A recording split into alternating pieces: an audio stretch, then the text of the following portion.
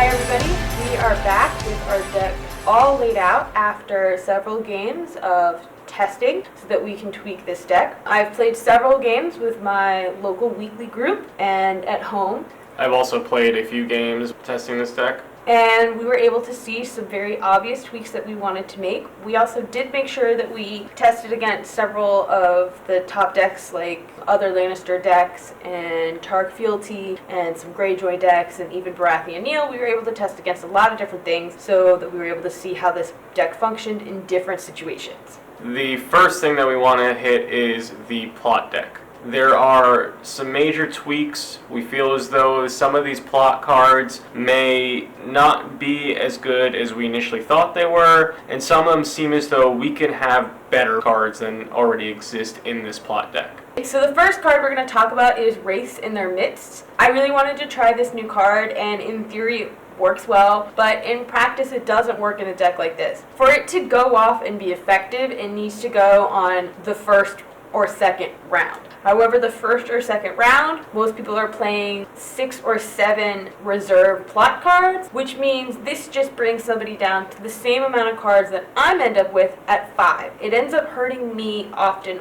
more than it hurts my opponent. I'd also say that probably the most apparent thing I found with this plot card was that oftentimes I was doing enough intrigue challenges with enough claim, whether I had Casterly Rock out or Cersei Lannister out, that the hit to their reserve didn't really matter. And sometimes I found myself in a position where I didn't know whether it was worth me doing intrigue challenges given that they would discard out of their hand anyway. So Wraiths in Their Midst most of the time became a card with a dead ability for me. I did want to mention that this is probably a pretty good plot, just not in this deck. Specifically, it would be good in decks that are running the winter trait mechanic, in decks that have low intrigue and still want to have some influence on an opponent's hand to keep it under control, and also in any decks that are running some kind of control. This card also leads me to believe that we will be seeing some more reserve manipulation, so this would definitely be a card that, if that's part of your deck and your control, that this is definitely a plot that I think you would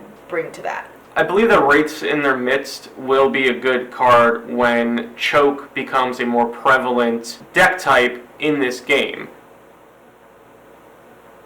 Next, we have A Noble Cause and Summons. We have found with this deck that the zero initiative was really hurting it. We discovered that we needed to be able to control the initiative. Sometimes we want to go first, sometimes we want to go second. Summons specifically, we found that there is enough draw between Grandmaster Pycelle and Lannisport and the ability to protect our hand that Summons was not important. Now, A Noble Cause wasn't that great of a card because while it did give us 5 gold and a 2 reducer for the First Lord or Lady, I found myself playing this deck needing to have more physical gold, not reducers. There's plenty of times where I didn't want to play the characters that were in my hand. I wanted to ambush a number of them. I wanted gold to play events. And there were times where a card with a higher initiative could have been better than me getting a 2 reducer for a Lord or Lady.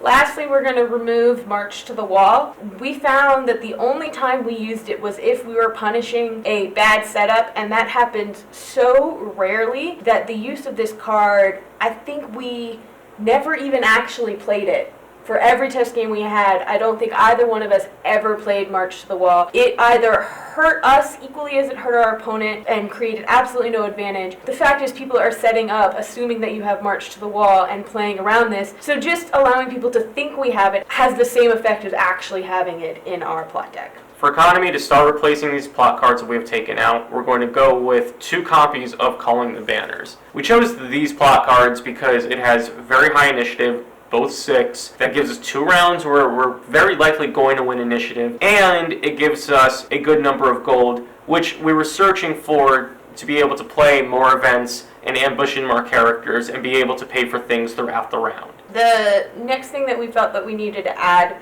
was increasing our power gain or power creation. To add that power grab, the first thing we're going to add is a Clash of Kings. This gives us 2 things. It gives us really high initiative, which is only surpassed currently by Sneak Attack. So we can pretty much guarantee that we're going to win that initiative that round. When you play this card, you should make sure your third challenge is a power challenge, because you can basically guarantee on a power challenge by doing it third that you will win and be able to trigger this ability. Also to note that this ability does work when you're defending. So that can cause two things. That can cause your opponent to just not even want to do a power challenge out of fear that you'll win it, which is nice. Or your opponent does one and you're able to do your different tricks and things and are able to win that power challenge and get an extra power even while defending. The next card we're going to add is the Winds of Winter. The real reason that it's in this plot deck is because it's a very flexible card. Essentially what you can do with this card is that at the end of the game you can use it to close out the game by doing your third challenge as a power challenge. At the beginning of the game, you're able to control the board a bit more by doing a military challenge, and if at any point your opponent is playing a deck that happens to allow them to have a lot of draw, you can control their hand a little bit more by doing the Winds of Winter, especially if you have Cashly Rock out. You can essentially make sure that you take their whole hand.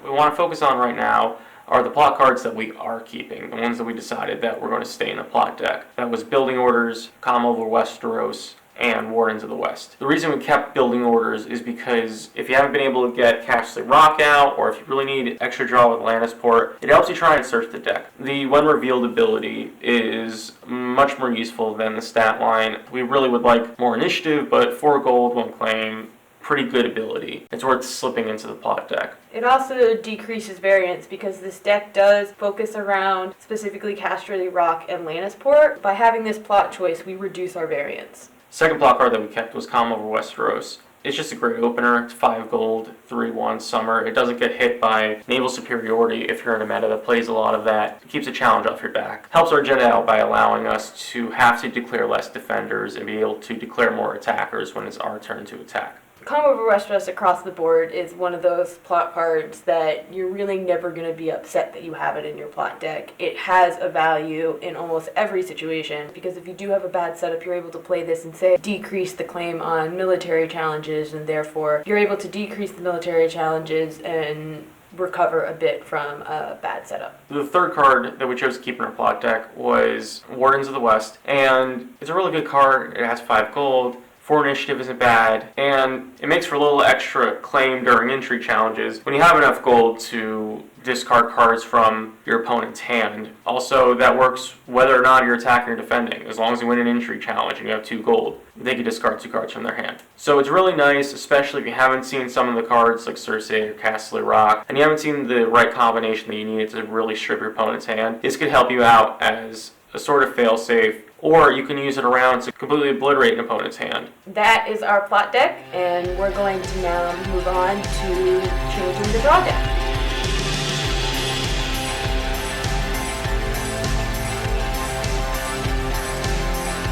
The first thing that we're going to discuss is going to be Paid Off. This is a really fun card. I love the ambush. I love the surprise of doing an intrigue first. They do it unopposed, so that I kneel their best character. Except that it seems to sit in my hand for a while until I'm able to use it, which means I don't really want this card that much in this deck. I think there are super fun decks that play this card. It's just not this deck. It also really only seems to work 1 round, because as soon as it's on a character, my opponent is immediately playing around it by using that character as an attacker, or using that character as the first defender, since they know I'm going to kneel it in a second anyway. Also, against certain matchups, such as a mirror matchup against Lannister, Tyrell, and some Martell decks, and a few other decks, you'll come into situations where you don't have an optimal target. You essentially only want to put this on cards that do not have an intrigue icon. So that can be pretty limiting. If you put it on a character with an intrigue icon, they will specifically defend with that character, and you won't really get your kneel anyway because they just knelt that character. Your goal is to get a second kneel or to get an unopposed with 1 kneel later on. So it pretty much becomes a one-off card, but doesn't make sense for this deck. We're replacing this card with Seal of the Hand. Seal of the Hand is a 3-cost attachment. It is more expensive than Paid Off. Breaks our cost curve up a little bit, but it's a better target for Building Orders. It really helps you burn through all 3 challenges, getting that pump, and if you have Cashly Rock out and you're able to do 2 intrigue challenges, it especially helps you try and reach that 4th challenge. Also, all of our targets for a Seal of the Hand are pretty impactful characters, so you can get a lot done for that 3 cost. Next, we're going to move on to our characters. We're really only removing characters in the 2 slot. Our 4 and above characters are pretty safe. They're all solid characters and they're safe from First Snow of Winter. Our 3 cost characters are about as low as they can go, and our 2 cost is really where we probably want to trim. First card we want to look at is Wildling Scout. While it's a great card, it has an intrigue icon, it has a great ability. We have plenty of intrigue icons in this deck. We don't need an intrigue monocon. He is nice for the stealth, but most of the time I didn't really use him for stealth. Then we're going to get rid of the Tickler. We don't need his icon spread with some of the other icon spreads that we already have available. We already have this same icon spread available on Jaime Lannister and the Red Cloaks. We also have a lot of intrigue. We have a lot of military. We can get more with Syrio Farrell. We just don't need his icon spread. And because of all the challenges that we have to do, we never really get a chance to use his dominance ability anyway. So when I had to choose between Red Cloaks or the Tickler, the Red Cloaks I was still able to use their ability because I could pump it at mid-challenge or in the later phases to just go ahead and use that gold. The Tickler's ability, I wasn't able to do it.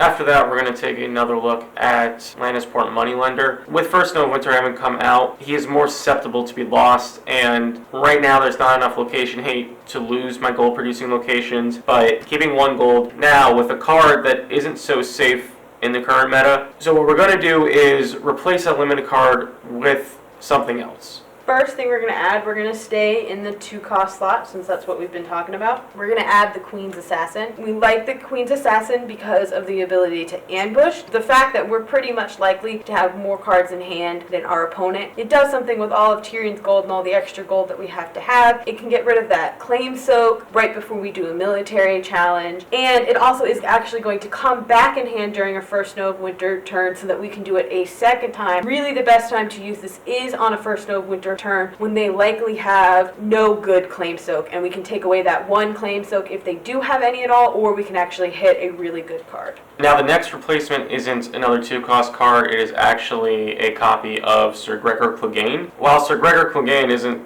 the most efficient card, he is an extremely powerful card. His 10 strength military icon is a terror on the board. People are scared of him, people don't want to deal with him, but given the fact that he has Renown, which is probably a much more important keyword than Pillage, even with his ability, Sir Gregor Clegane is going to guarantee you a power every round. And he's also a Lord, so if you wanted to stand him, you could do that twice per round. Also, he does have a lot of luck with him, but sometimes you can swing games by just getting that right pillage card off and being able to use his reaction. His consistency comes from the Renown and high strength, which is really why he's going into the deck. Last thing we're going to add to this deck is a King's Road. As we mentioned earlier, we were going to replace one of the limited cards. We could have put another Rose Road in, but there's plenty of gold in this deck. We've seen enough gold. What we really want is the extra initiative. As we mentioned plenty of times throughout this video, initiative is very important to this deck, and this really helps push that bid for initiative through. This King's Road also helps us afford Sir Gregor Clegane more often. It brings us to 9 limited cards, which is more than enough, and allows us to afford the slightly higher curve that we've created with these tweaks. That's all of our tweaks that we have that we've made to this deck, but we would like to give a challenge to you. We recorded this before Wolves of the North Deluxe was out, so we would like to give you the challenge to use Wolves of the North and try and tweak the deck a little bit for your own play style. See if you want to change 1 or 2 plot cards or a couple cards from the draw deck. What would be great is if you could post a link to your own tweaks in the comment section of this video so we could talk and discuss them. Thanks for watching, and may you always claim your 15th power.